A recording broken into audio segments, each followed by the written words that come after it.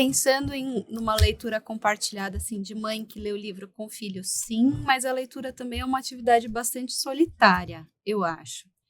É, acho que seria importante diferenciar o uso de assistir algo no celular, que está cada vez mais frequente, ou no iPad, do que como era quando eu era criança, por exemplo, em que tinha algo rolando na TV, a minha mãe entrava, comentava, sentava comigo. Eu acho que as telas também estão ficando cada vez mais individuais, né?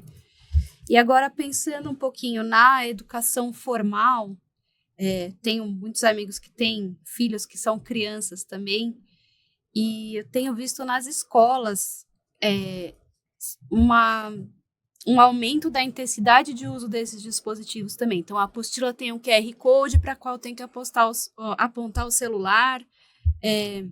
As crianças brincam no iPad. Esse livro tem alguma crítica em relação a isso? Tem. Ele fala, por exemplo, vou te dar um exemplo. Eu trabalho no Einstein, na faculdade, e a gente cuida do eixo de humanidades. Então, os alunos falam assim, Trosser, a gente prefere mais quando você dá um vídeo do que um texto para eu ler. E ele fala exatamente isso, que o vídeo empobrece mais, é mais rápido, eles gostam mais. Mas do ponto de vista cognitivo é melhor você dar o texto para eles lerem, né? Então, faz muita diferença, assim. Você aproveita muito mais lendo, né? É solitária a leitura, como você falou, e por isso que é muito boa, porque se nós três lêssemos o mesmo livro, cada um vai ler de um jeito, né? E uma coisa muito boa é discutir depois. Então, por exemplo, quando você participa de clube do livro ou book club, eu faço parte de 2 grupos, a gente discute o livro depois, né? E é engraçado, porque o Diego vai ler uma coisa do livro que eu não vi. A Paula vai ver uma coisa do livro, uma perspectiva do livro que eu não li. E enriquece muito depois. Então, a discussão do texto é interessante, né? Mas o texto é melhor que o vídeo nesse aspecto. E eles sugerem alguma estratégia de conciliação desses 2 novos mundos, assim, no livro? Ou o que ele propõe é que você tem que diminuir, porque o tempo é limitado. Por exemplo, ele fala assim, numa escola, o conteúdo, né, se for uma escola de conteúdo e não construtivista, é muito grande. Então, o professor também tem muitos alunos, então ele não vai conseguir dar uma atenção personalizada para cada aluno. Então, o que eles acham que seria bom que os pais têm esse papel, não é a escola.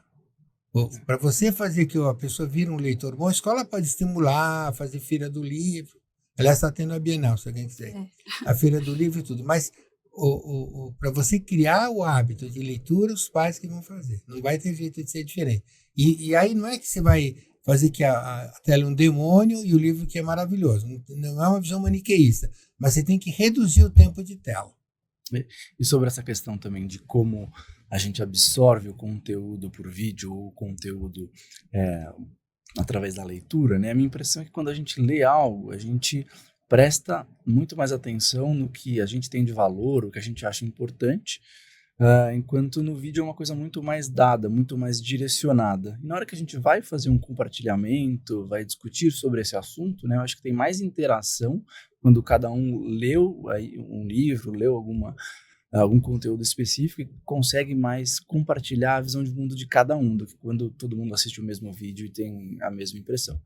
Obviamente que isso é possível fazer nas 2 formas, mas a minha impressão inicial é que a gente tem um maior compartilhamento de ideias na parte escrita, né? É verdade, eu concordo 100%, né? Porque você tem uma captação, primeiro que a linguagem é mais rica, você tem mais palavras que às vezes você não usa no dia a dia, né? A construção das ideias é mais complexa. Então, quando você lê um livro, né, ele se dá muito mais do que quando você assiste um vídeo, né? O mesmo livro e o mesmo vídeo, né? O mesmo filme, né? Então, ele ajuda mais. E depois, de novo, você vai ver de um jeito, aí você vai compartilhar, a discussão vai ser mais rica, eu concordo, 100%. E hoje em dia, a gente tem visto, assim, cada vez mais frequente o diagnóstico de transtorno de déficit de atenção. Muitas vezes eu acho que as pessoas justificam o uso das telas, tipo, olha, eu não consigo manter minha atenção num livro. Na sua opinião, a ausência de leitura é causa ou consequência? Como que a gente lida com essas crianças que têm dificuldade de manter a atenção numa leitura, por exemplo? Olha, os transtornos do comportamento do desenvolvimento são muito prevalentes. É que antes as pessoas não diagnosticavam, né? Então, e a maior parte dos médicos, às vezes, tem dificuldade de fazer o diagnóstico, né? Muitas vezes o diagnóstico é feito nas escolas, ou a mãe que já teve um filho e percebe que o filho é diferente, né? Então, acho que isso independe se é livro ou é vídeo, né? Agora, quando você tem o transtorno, você tem formas não farmacológicas e formas farmacológicas de tratar, né? Mas aí tem que tratar, porque senão a criança tem uma dificuldade grande de aprendizado, né? Então, eu acho que o déficit de atenção e hiperatividade, que com frequência vão juntos, né? Você pode fazer coisas de comportamento, simular mais esporte e tudo, né? Mas com certeza o excesso de vídeo não vai ajudar, né? Eu acho que... Agora, uma falsa impressão de que a criança na frente da tela está absorvendo aquilo. Eu acho que sim, acho que não. Não vai ser tratamento. Não acho que é uma causa do déficit de atenção, mas não acho que não vai... O tratamento não é que se ele se lendo ele vai melhorar, acho que não. Não. E além dessas pessoas, né, que já têm um déficit de atenção por uma doença, né, do TDAH, existem outras pessoas que estão mais suscetíveis, por exemplo, é mais prevalente em homem, mulher, o mesmo transtorno do espectro autista, do TEA, né? Transtorno do espectro autista. São populações que são mais suscetíveis ao tempo de tela e podem ter mais malefícios com a ausência de leitura e aumento do tempo de tela? Olha, eu não saberia te dizer especificamente para cada grupo de patologias ou de características das pessoas, né? Mas é que nem atividade física, né? Eu vou ser muito honesto, eu gosto de fazer atividade física, mas eu me obrigo a fazer, porque se eu não me obrigar, eu não faço, né? Então, eu acho que no começo a leitura não é uma coisa prazerosa, né? Até você ter um vocabulário bom, um bom nível cultural, né? Você não consegue achar graça nisso. Por isso que é importante, no começo, os pais, os cuidadores, ou quem estiver com a criança, participar da leitura junto, né? Para criar o hábito da leitura isolada. Então, se você cria esse hábito desde a primeira infância, a criança gosta de ler, né? E ela vai ler a vida inteira, né? E vai ter a tendência de ter amigos que leem, compartilhar isso. Compartilhar mais isso, né? E por exemplo, ontem a gente fez uma reunião do clube da revista, né? Journal Club, com os residentes, aí era sobre suicídio em adolescentes. É um trabalho que foi feito no Piauí, né? E aí todo mundo ficou compartilhando as dificuldades que eles tiveram quando foram adolescentes. O bullying que eles sofreram, né? E todos são CDF. Então, o grande bullying era por ser CDF. Ou seja, você ser um cara que vai muito bem academicamente é mal visto, você não é aceito socialmente. É uma coisa meio medíocre, né? As pessoas valorizam se você não é um bom aluno, né? Quando devia ser o contrário, você devia admirar que é um bom aluno, né? Sim. Então você tem que ter maturidade para você enfrentar isso, né? E eu acho que se você ler mais, você tem mais autoestima melhora a tua autoestima, né? Porque você aumenta teu nível cultural, você consegue ficar sozinho, não é um castigo você ficar sozinho. Tem gente que não consegue ficar sozinho, não é uma questão de você ser mais ou menos sociável, é uma questão de você não ter conteúdo. Você precisa ficar sempre com alguém. E essa questão do bullying hoje em dia é até mais amplificada, né, com as redes sociais, com a disseminação rápida, né? Qualquer crítica já é amplamente espalhada, né? E é muito mais fácil você estigmatizar alguém ou você sofrer com bullying do que quando era uma coisa só relacionada a um microambiente, né? É verdade, porque parece... E esse mundo virtual parece que é real, né? Ele toma uma proporção, é grande, né? O filósofo que eu mais gosto é o Spinoza, né? O Spinoza, ele foi um filósofo holandês.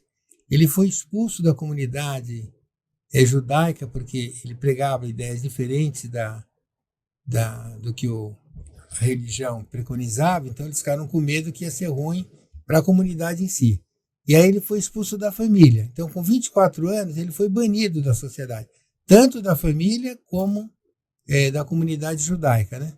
E para os não-judeus ele era judeu, para os judeus ele era não-judeu. Então ele foi embora morar numa cidade Haia, que na época era pequena, morava no fundo da casa e escrevia umas teorias maravilhosas, né? Falou assim, como é que um cara foi banido pela sociedade porque ele tinha muito conteúdo, ele lia muito. Então, ele conhecia bem os clássicos, Descartes, né? Ele tinha uma cultura humanística maravilhosa, né?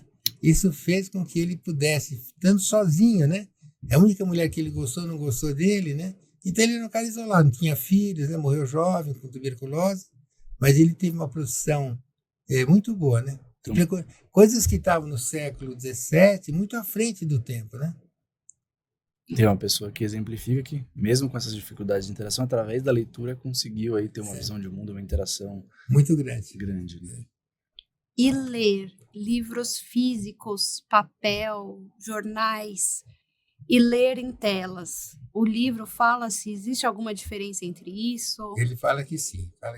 Eu sempre achei isso, mas eu achava que era uma coisa, porque eu era mais analógico, né? Então, eu tenho Kindle também, tenho livros no Kindle, às vezes eu leio um pouco no Kindle, mas ele fala que no papel é melhor, você aproveita, a sua atenção se concentra mais quando você lê no papel.